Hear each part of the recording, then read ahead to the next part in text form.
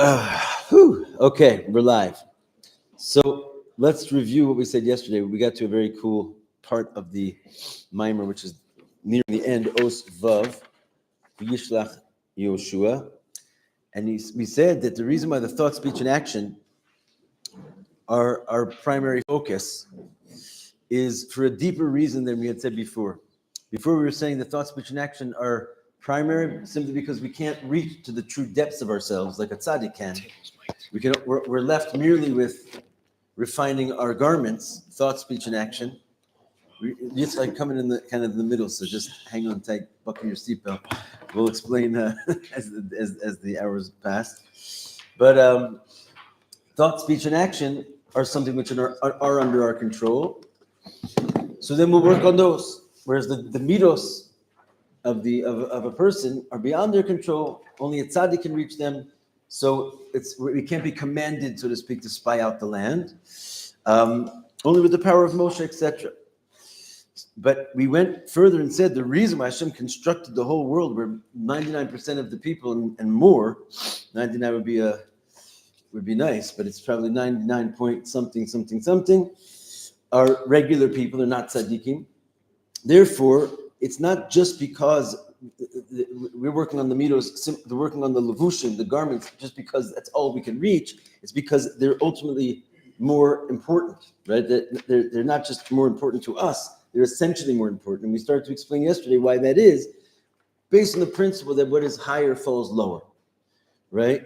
That essentially the garments themselves have a higher source than the midos themselves. That even, so to speak, the clothes, we even went to start to explain, the clothes that you put on have a higher source than your actual body, right? And how does that make any sense? Because the clothes, we looked at it in a supernal sense, right? Everything is God.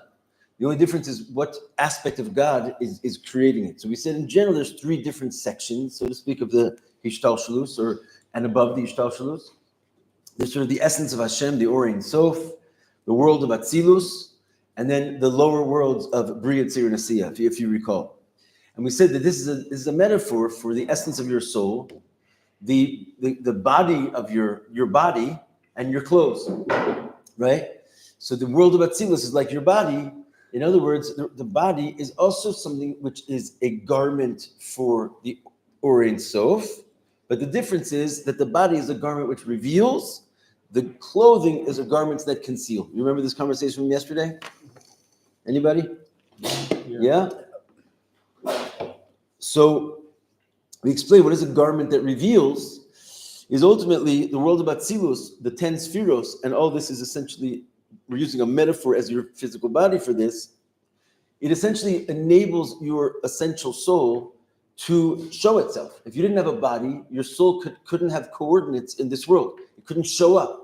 So that the function of your body is that it actually brings the soul out of concealment and enables it to show up and have a presence, right? If you didn't have your limbs, the limbs draw the life force and allow them to have an extension in time and space. So too, the world of Atzilus, if it wasn't for the world of Atzilus, the body of Hashem, where Hashem, so to speak, is called a man there, Adam Hayoshev Alakise, the man who sits on the throne, right? Then the Or Ein Sof would have no way of expressing itself. It would be like sort of lacking in a sense, that it'd be purely infinite and would have no way of expressing itself. So therefore Hashem dresses up in this 10 spheres of Atzilus, which is called his body, right? But the thing is that that's not yet called a creation. Because the world of Atzilus, there's still nothing other than God. It's just God in a form, right? Yeah. So they have the infinite levels of God before the form, and then when Hashem takes on this form of a body, this supernal body, so now you have God in a form, but there's still nothing other than God. The next stage is the world of Bria, which basically trickles down into the world of Bria, Tzir, and Asiyah, which are called the garments. All of a sudden you have something other than God, seemingly, right? So Hashem creates the world. Now you have the creation and the creator, and the creation itself gets formed. There's the world of Yetzirah, and it takes action, which means it basically just sort of sets off on its own, running around completely independently at the level of Asiyah, and this looks like something completely distinct from Hashem, right? So the fact that we're standing here talking to Hashem, as if there's two things here. The reality is there's only one thing. But the fact that Hashem can manifest himself in such a way that is completely distinct and separate from himself. This is what we call the power of yesh me'ayin. That's an entity that can create something else independent from nothing. Like if I could just snap my fingers and an elephant would be presented on top of the table. Probably wouldn't last very long, the table. But you see what I mean. It was not the best analogy. See what I mean? Okay. Anyway, what are we saying here? If you could manifest something from nothing, obviously you can't. This is something that is what's called nechek haboire. This is something which is in the, so to speak, the chest of the Creator. It's an infinite power that only God has. Therefore, those things which are created through that essential power of God are higher in their source than things are created which don't have that sort of quality about them, that they seem completely independent. What world does not seem completely independent? The world of Atzilus, right? It doesn't look like it's something from nothing. It's actually like a manifestation of God himself. So while, albeit it seems much higher, it's godly, whereas this is only creation. The force that's required from Hashem to make such a thing does not require his essential self. Because to create something from something, as it were, does not require the essence to be brought to bear, right? So the world of Atzilus sort of more or less happily and more easily comes out of Hashem, and therefore his essence is not invested into it. Whereas the world of creation, which is something wondrous, completely beyond that, Hashem could create something independent of himself, so to speak, or at least that it feels that way. This comes from his very essence. And therefore, even as things trickle out, and you have the world of Atzilus, and you have the lower world, inside the lower worlds, there's a quality of the essence which even Atzilus does not have, because it's made from the essence. And therefore, these worlds, which are called the garments, right, they actually contain a power which is higher than the soul. And so we started to explain yesterday that when the soul goes into these garments and attaches itself to these garments, it has an aliyah.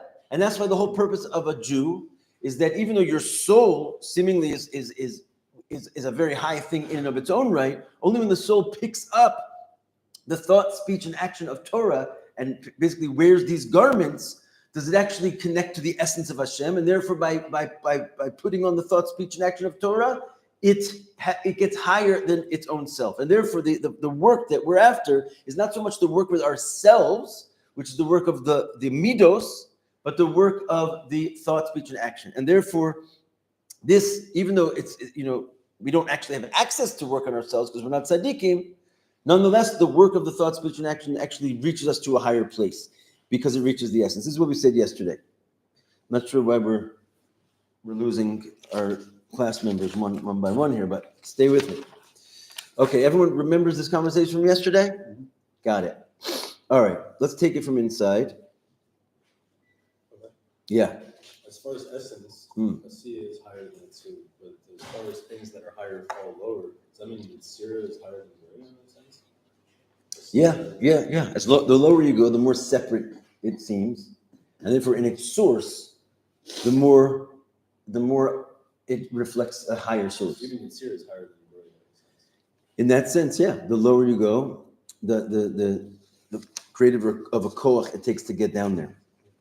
Like, for example, we use the analogy of a wise person. Someone can be wise, and he understands everything you tell him, but in order for that person to then explain it to someone on a lower level than him, it takes like an exceedingly higher level of wisdom, because you have to bring the wisdom down into a distant place, which is something. So depending on how wise he is, he can take it down to a lower place and a lower place and a lower place. So we see the wisest man in the world, Shlomo HaMelech. He wrote a book called Mishlei, which means mushal.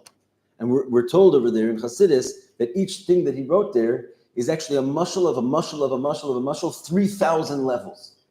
Because when you read it, you're like, this is not, it's a cool book, but like, why is this the wisest man that ever lived? Because he took his wisdom and he brought it down so many levels that by the time he gets to it, it looks like it's taught to a child. But really, you can unpack it because he brought the infinite wisdom all the way down so low. Why 3,000 mushals? Because there's 1,000 levels in all of the three worlds of Bria, Tzir, and Asiya. So he basically took the Chochma Vatzilus and he cloaked it into all the levels of Bria, Tzir, and Asiya down to the bottom. So when they say Rabbi Meir only did 300 months. Three mushals. Rabbi Meir. There was someone with 300. Rabbi Meir did 3. I'm not sure it was 300, but 3. It's exactly the point. The 3 was Bria, Tzir, and Asiya, but in a much more generalistic way, where Shlomo was able to take it through every single level of those worlds. Yeah.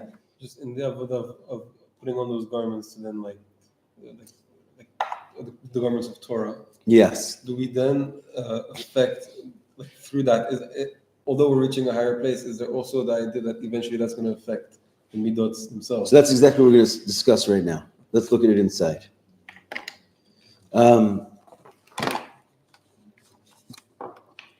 Fine.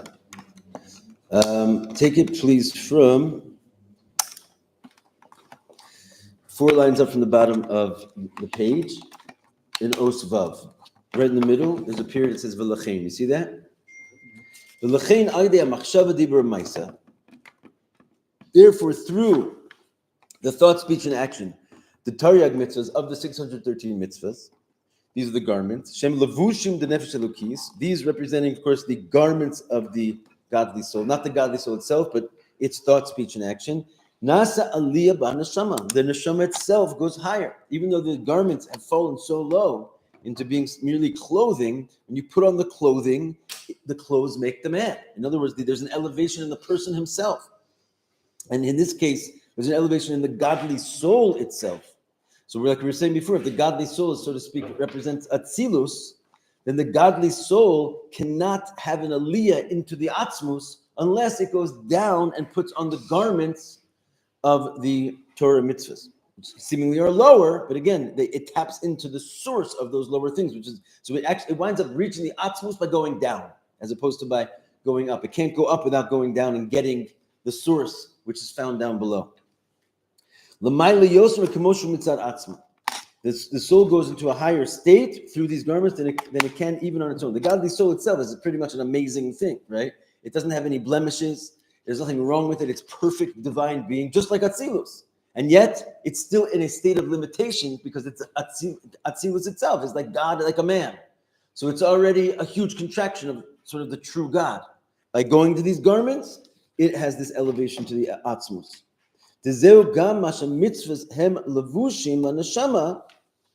And that's why we say that the mitzvahs are the garments of the soul. Where we say that through them and only through them can the soul benefit from the rays of the Shekhinah. What are we speaking about here? Basically, after a person passes away, the soul goes into Gan Eden and experiences the divine bliss of essentially the rays of godliness called the ray of the Shekhinah. But the only way it can experience them, it says, is if it puts on garments of the mitzvah. So each mitzvah that it wears in this world, it basically serves as a kind of a filter so that when you get there, you can experience infinity. Because the idea is that even the soul itself is a divine entity, without having put on the garment of the mitzvah, the soul itself is not in a position to actually experience divinity straight from God without this filter of the mitzvah. It's for the same reason, right? Because ultimately the mitzvahs are higher than the soul, and therefore they can serve as sort of an intermediary for the soul to experience higher levels of godliness. And also in Likutei Torah, Divra Maskil Zeh. So that's why you have the book in front of you, which explains this. We're going to hopefully jump into it in a second. In any case, why does the mitzvah have this power, basically? Let's look at that for one more second, right? Because the Or Ein Sof, there's basically a problem for infinity to be experienced by finite. This is the problem that we raise. Even the world of Atzilus is considered to some degree to be something like finite compared to the Or Ein Sof, there's infinity. Not a little bit, a lot, right? 10 spheros. I don't even care if you want to say they're fully godly spheros. The fact that God is in the form of the supernal man is something completely incomparable to the Or Ein Sof. So Hashem has generally a problem. How does the infinite connect to the finite? We're not in a position to have any way of perceiving that. And so therefore, the whole idea of reward and punishment, is to experience God, seemingly is like sort of not possible. if he wants us to experience him, he has to really not be him, because he has to change himself from being infinite in order for us to pick up on that. In which case, we're not really having the experience of God. And so the mitzvah is essentially the secret intermediary, right? There's this notion of sort of the edge of infinity. It's a strange term, but we talk about this idea of the kanaf of the talus, right? All that are the talus is sort of a physical mitzvah, which is a metaphor for this concept, that the talus represents this Ein Sof, encompassing light. You wrap it around you, and it represents the infinite light. And yet, when you get to the infinite light, it has an edge, right? And even the edge of the infinite light is still attached to the garment, so it's still infinite, but it comes to this sort of corner, and from the corner hangs off of it the actual strings, which we're saying is like the finite light, right? So which is how many strings are there altogether? How many strings? There's 8. How many strings are there? There's 8 on each corner, right? 32. So there's 32, right? There's 32 strings hanging off you all the time. You got to take a look at that, right? So what are these 32 strings hanging off you? It's actually kind of amazingly perfect, right? We talk about the lamed based nesivos chochma. You ever heard of this? From the Sefer Yetzirah, it's basically the source of all the concept of Kabbalistic wisdom is these 32 pathways of wisdom. What are the 32 pathways of wisdom? Essentially, the 10 spheros and the 22 letters, right, together, which is the tree of life, come to the number 32. And this is the idea of the finite light, right? When God is as a man, he takes on the number 32, which means from the infinite, which is the talus, you go to the string, right? Which is this tiny little ray of divinity, one string compared to the infinite talus hanging off of him. And that represents the finite light of which is going to come into creation versus the infinite light, which is beyond creation. And it's hanging off the corner is the point. And the corner, right, and that's the mitzvah. You have to have the mitzvah is you have to have the strings hanging off the kanaf, right? Specifically, if you have your tzitzis, there's a lot of laws about this. If you have your tzitzis a little bit higher than the kanaf or too low, it has to be right in a place where it's designed to be hanging off the corner of the talus. So what does the corner of the talus represent? It's basically like the lowest part of infinity. So the lowest part of infinity is like within Hashem. There's this notion of this mitzvah where he can somehow have a finite form because he's God. Only God can do this. There's a finite form that simultaneously is attached to the talus, right? It's the corner of the talus. And it's an intermediary which enables finite beings to connect with Hashem. It's basically called the mitzvah. The word mitzvah means to connect. And so therefore, because Hashem gave us these finite forms and we wear them, therefore, when the soul goes up to Gan Eden, it has now a filter, something which is from that place of infinity, but designed to basically have us linked up into it so that we can experience the divine light filtered through a similarly divine light, which is the finite form of the mitzvah. Yeah. You have a hand up or no? Okay. Anyway, this is the notion that we can experience the rays of the Shekhinah through the putting on the garments in this world. They serve as garments also in the higher world to filter the light. But al yedei, turning the page, machshava dibur ma'isa b'inyani ha'olam, she'enam l'shem shemayim, through thought, speech, and actions. In other words, when we take off the holy garments, God forbid, and we have thought, speech, and action of worldly matters, halavushim denefesh abahamis, which these are called the garments of the animal soul, which is basically what? Anything you're thinking, saying, or doing, which is not Torah. Or at least for the sake of heaven, right? So in other words, if you have to engage in the world, you're doing it in a way that the Torah commands you to do so, or needs you to do so. So unfortunately, if you're just doing it for your own sake, you're just sort of off running with your own worldly experience. This is your animal soul's garments, which is like the mass majority of the thought, speech, and actions of all entities in the world, short of like a handful of people who are tapped into this conversation. Now I say you read of nefesh bahamis lamata yosem kamoshi mitzad atzmo, and then it's dangerous. Now you take your godly soul and the garments, instead of elevating it to the essence, the garments can wrap and conceal the godly soul and hide its light. And essentially, this is what gullus is. Gullus is when the Jew is stuck in a situation where his soul cannot shine, right? So this is also the concept of the worlds of Bria, Yitzir, and Asiya. The worlds of Bria, Yitzir, and Asiya, which is the creation, they can serve to hide Hashem in a big way, right? Instead of seeing godliness, which everything is only godliness, but you don't see it as godliness because it's wrapped up in garments which conceal the godliness, and you take it for something else. Same thing, God forbid, can happen to your godly soul. When it wraps itself up into the thought, speech, and action of your animal's desires, the godly soul goes into a state of concealment. It can't show itself. You've blocked it from coming out. This is called exile, and it's actually very painful for the godly soul to be trapped in such a place. It's like a person putting on garments that don't fit, right? And that they basically trip and they cause you to fall. Right. Yeah. So when we're putting on the talus, wrapping yourself around it, what does that mean? This is the notion of the infinite light surrounding the man. It's like the orange soap. It's the Or Ein Sof. That's what you're supposed to have in mind. This encompassing light that you're taking on the Ol Malchut Shamayim, right? This great, encompassing light that you're sort of nullifying yourself for. You wrap yourself in it. Yeah, this is the kavanah of the talus. In terms of garments, do we associate like actions to Asiya and speech to Yitzira and thoughts to Bria? Yeah. So how is actually doing a mitzvah giving you a garment for Gan Eden? Because if we're saying Asiya is action, Right. then Asiya is here. Right. So yeah. Well, on the contrary, the whole point is that all the Torah mitzvahs are accomplished. You understand what he just asked?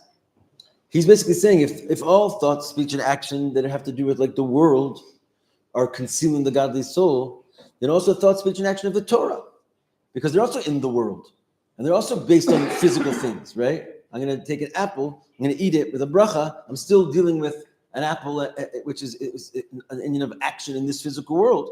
But the whole idea there is that this is sort of the secret sauce, right? That the world has latent potential for something much, much higher than your soul, if you can reveal its source.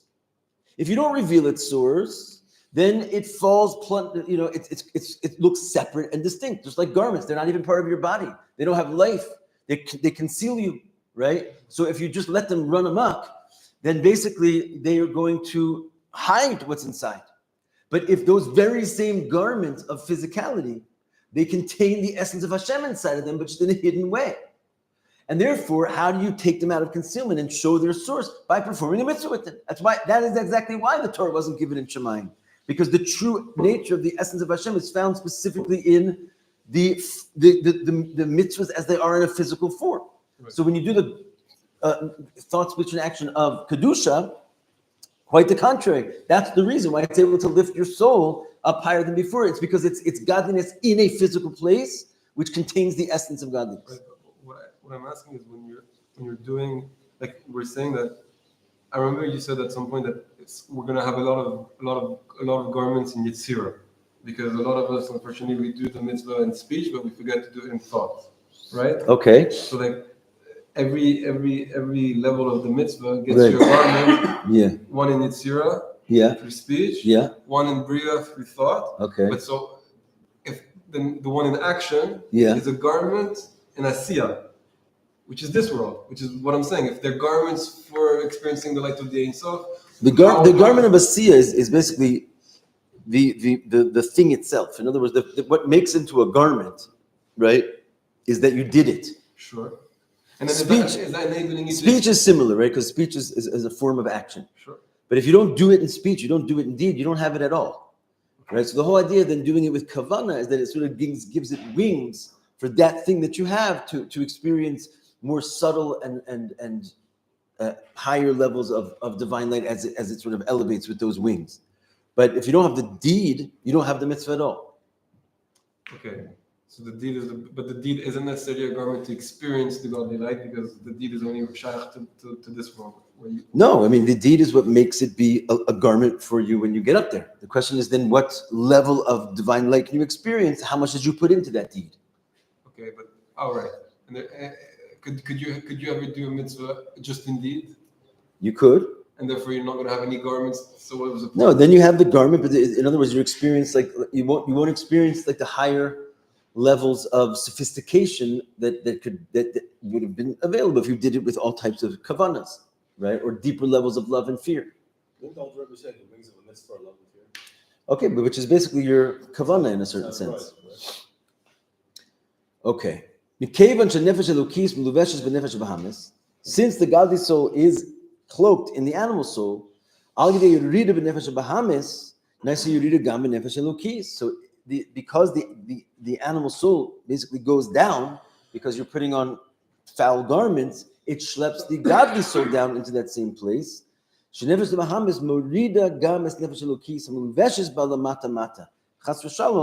animal soul brings the godly soul, which is encloaked into it, lower and lower. This is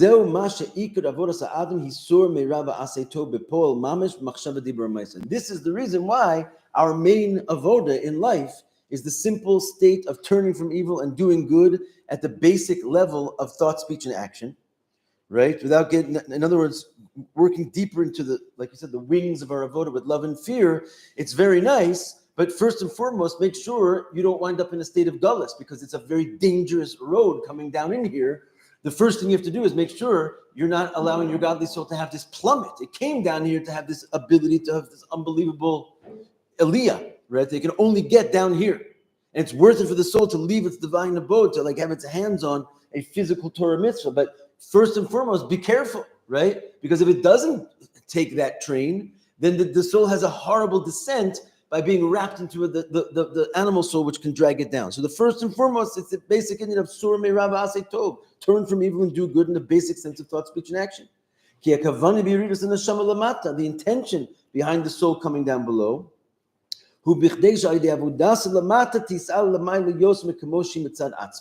its real function for coming down here is in order to have an aliyah higher than it was at the standing before it came down, as we've been saying. It can go only higher than it is before it comes down, if it comes down. And this, again, this takes place only by working with the garments, right? Working, if it would come down here and just work on its own self and love and fear, and work on its midos, truthfully, it could do that better upstairs. And it's not worth it to come down here for that, right? To come down here, it's specifically to work on the levushim, machshava dibur and maisa, because that's where the aliyah can be found. Dugmas aluvushim kipshutam, just like garments in their simple sense. Shal yadam dafka misvasev yofi v'tiferes ba'adam halovsham. Just like we said, the clothes make the man, right? That when you put on beautiful clothes, dafka, that is what brings out the beauty of the person. Fine. To conclude, basically, this is why we're going to say that the city of Jericho, which we said represents the Indian of scent, which is the word reach, which we said furthermore represents the idea of the garments, because the garments are called scent. So the spies of Joshua who went to Jericho, it says they went to, so to speak, the lock of the land. Somehow that just instead of spying out the whole land, they just went and spied out the one city, Jericho, which spiritually represents our garments of our soul. Why are the garments of the soul called the lock of the land? Because through this service of the basic garments, turning from evil and doing good in thought, speech, and action, and how much more so that before you even begin the work of the thought, speech, and action, you're going to send spies to your Reicho. What does it mean to send spies to your thought, speech, and action? So in other words, to do a little reflection on your soul, right? You could just run around doing the job, but you do it so much more effectively if before you set forth into your situation, you looked at yourself. What am I saying? What's coming out of my mouth? What am I doing? Where are my deeds? What am I thinking a whole day long? So you're basically spying yourself out to see if your thought, speech, and action are as they should be. Then you're going to even be more successful. Zayin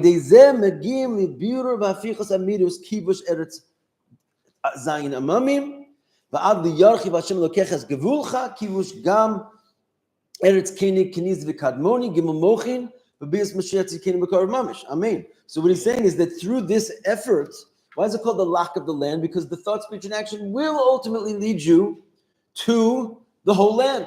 What's the whole land? Your body, right? Your midos. How are you going to get your midos elevated? It's like a hack. Instead of going and working on your midos, work on your garments, and you'll open up the whole land. Why? Because when you work on your garments, your soul elevates to a point where it could, even if you worked on your midos, it couldn't elevate that high. In other words, your very midos wind up becoming attached to the essence of Hashem through working on the garments. Right? So you take yourself to a higher place by working through the lock of the land than you would have if you went and spied out the whole land itself. That's what we're saying. We're not opposed to you going and work and elevating your midos.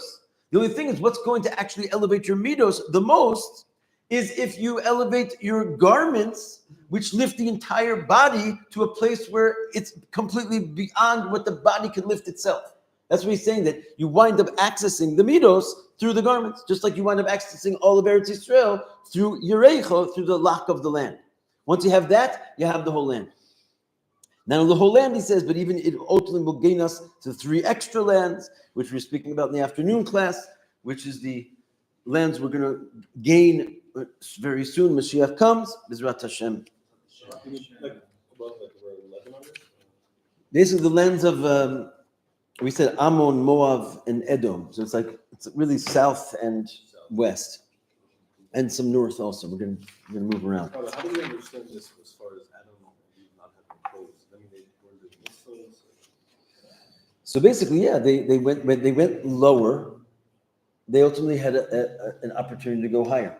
Right? So being kicked out of Gan Eden, we said ultimately was something that was planned from the beginning, right?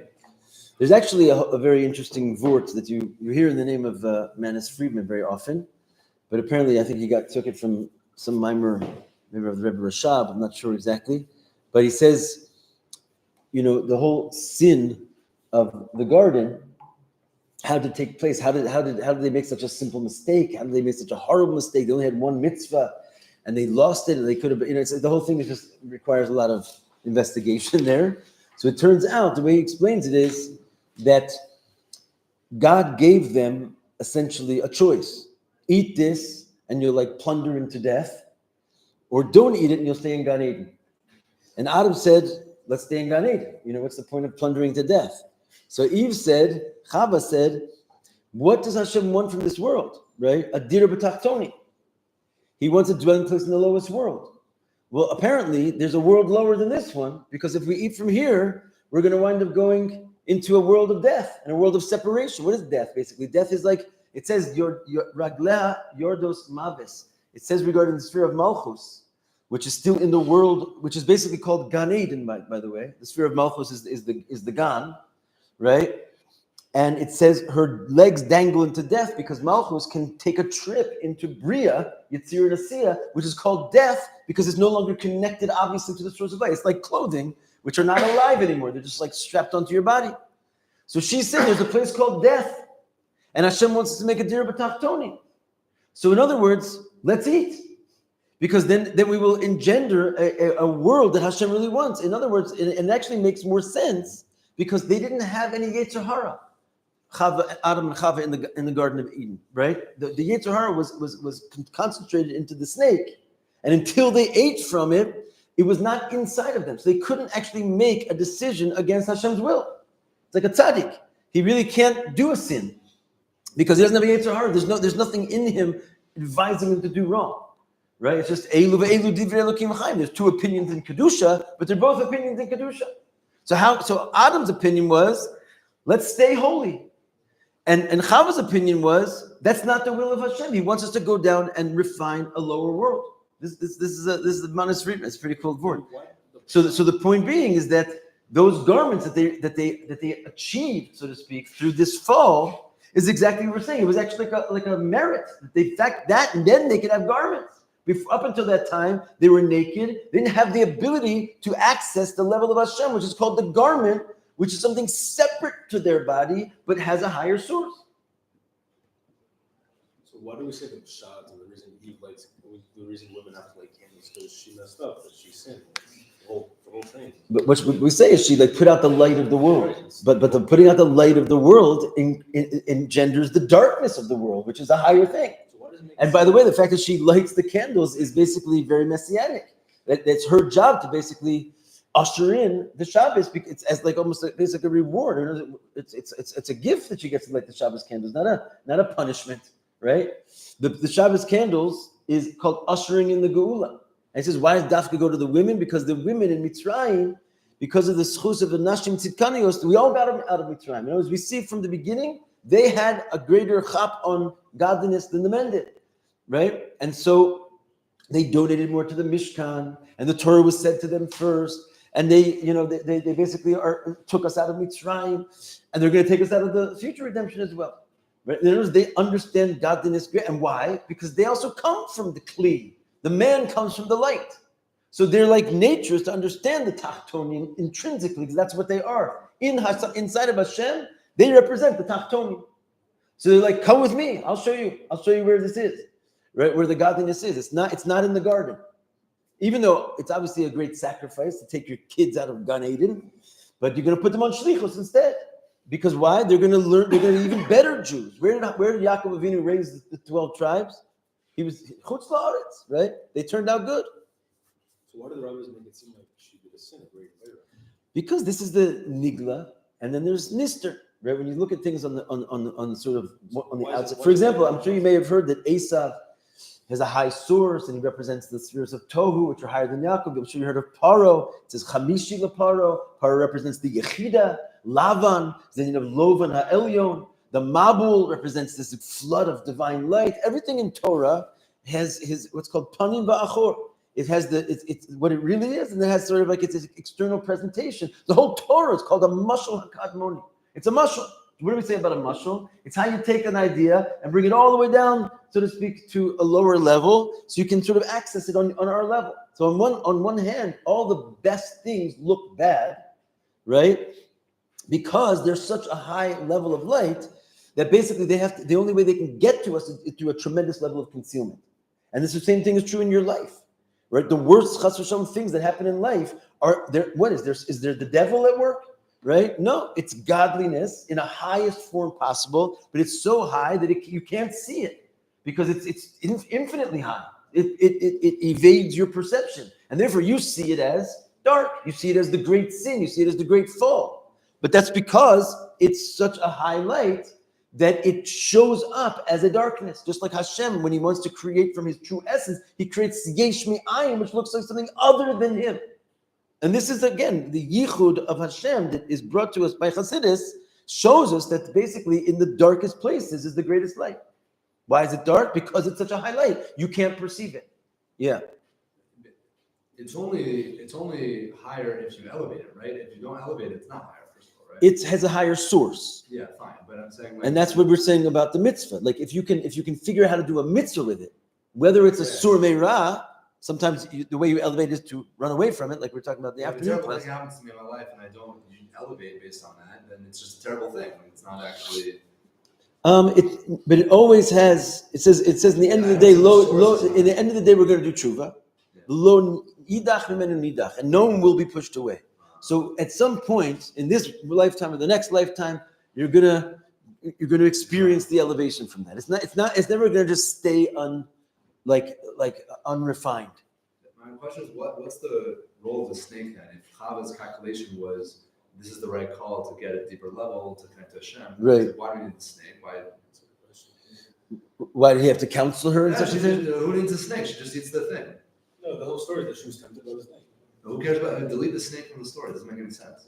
I guess the idea is that there's also they wouldn't have come up with it without that. In other words, even to get to the darkness, there had to be some kind of an element of darkness outside. Yeah. The snake is really hard. The snake is what's the gematria of Nachash? Mashiach. Where I was gonna say. Mamish. Kipshuto. You need any better proof than that? So what does that mean?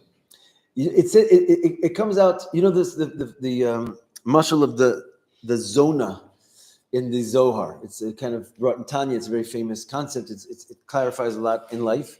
It says that the king will hire a prostitute to tempt his son to see if he can fend her off, right? Because only through in that way is he able to bring out like his true potential, right? A king. It's a mashal. I'm not sure. We have to figure out how this mashal fits, but in general, klippa is engendered and is enlivened in such a way that it's sent by Hashem in order to really bring out a higher force in Am Yisrael, who's the prince in this scenario, right? If we weren't tested, if we weren't like sort of put into this situation, we would not find our true inner nature and basically show our true essence of ourselves, right? So in general, we say that when there's a force working against you, it's really God enlivening that force for your best interest to see what you've really got inside, to see if you can overcome it. Because if the prince can overcome it in this state of the test, then when he finally becomes the king, it's going to be disastrous for the kingdom. In the case of the snake in the Garden of Eden, it works maybe a little bit differently, because the test was not so much that we would overcome, according to this reading on it, was not so much that we would overcome. If you look at it like that, we failed, right? And that therefore the whole gullus is basically like a trying to get tested again and again and again until we make it. But if you look at it from this sort of other perspective, the test itself, they didn't need any, like they were already perfect. The idea of being tested is because you have klippas and you fall and you have to like overcome your klippas. But if you're a tzaddik, the test is of a sort of a different nature. And maybe you could say the test itself was to bring the world into this state of darkness, so we can have a higher level of tachtonim to elevate. It's interesting too, because everyone always talks about like how our God created beings, how could Chava go against God's will? No one ever asked why the snake can go against God's will. It's like the snake works, everything in God Eden. It's not like God created God Eden and he's like, shucks, there's a snake in here causing chaos. Right. The snake works for Hashem. Right. That closes the door. So Right. yeah, I mean, like a snake shouldn't be able to go against God's will any more than a person could. So Yeah. I mean, that's not, you could argue with that. So we do. I mean, I didn't totally satisfy myself with this answer, but so the snake sent by God to sort of convince Chava to go along with this. In a certain sense, when did the snake sort of get punished? Is after they ate. But before they ate, the snake was a great aid to Adam, and Adam and Chava basically were sort of like one being. So the snake was helping them. That's the shot. The snake used to walk on two legs, and it was like their servant, right? So maybe you could say that was his service. You know what I'm saying? Like it was basically helping them get out of the garden. You want to get to a deeper level? Yeah, exactly. MS, yeah. Yeah, that's good. That's a good. Yeah. Just on the question of David, why did they not have clothes at the beginning in Gan Eden? Yeah. According to what we just said, the clothes is what enables you to experience the like it's like the garments. Is it the pshat is as soon as they sin, that's when they need the clothes, right? Yeah. So before the sin, they're able to experience the godly light naked, But not the same level of godly light. That's the idea. It's like, yes, they're all in Gan Eden, everything's light and great, but it's like Atzilus light, it's Adam light, okay, right? So good for you, but you're only Adam compared to God. If you want to experience God, you have to experience it through the garments. Okay, so then after they sin, There's falling, and then as soon as they start falling, they need to make the garments to experience the light again at a deeper level. Exactly. I mean, we had this conversation with the garments. If you think about we have 2 minutes, right? Yeah. The idea is, we talk in Basi Lagani, the Rebbe's first member, he talks about the idea of taking off your garments as a positive, right? Because he says that, and this is like sort of the difference between tefillah and Torah and mitzvahs. Like you start your day with tefillah, which is essentially taking off your garments. Because your garments, you need to get out of this place in order to sort of have a ratzo and an experience of godliness. And when people would prophesize, it said they took off their garments and prophesied. They literally got naked to prophesize. And the idea of getting naked to prophesy is not just naked from their physical clothes. They also took off their spheros, like their body garments. And they got to like a state of like pure oneness. But ultimately, that's not the purpose of life, is to go up, right? The ultimate Indian is come back down, put on the garments of the Kohen Gadol in the Dira B'Tachtonim, which is the Mikdash of Hashem. So in other words, if you need to take off your dirty garments, and even your garments of Kedusha to a certain degree are problematic because they still give you a certain experience of self.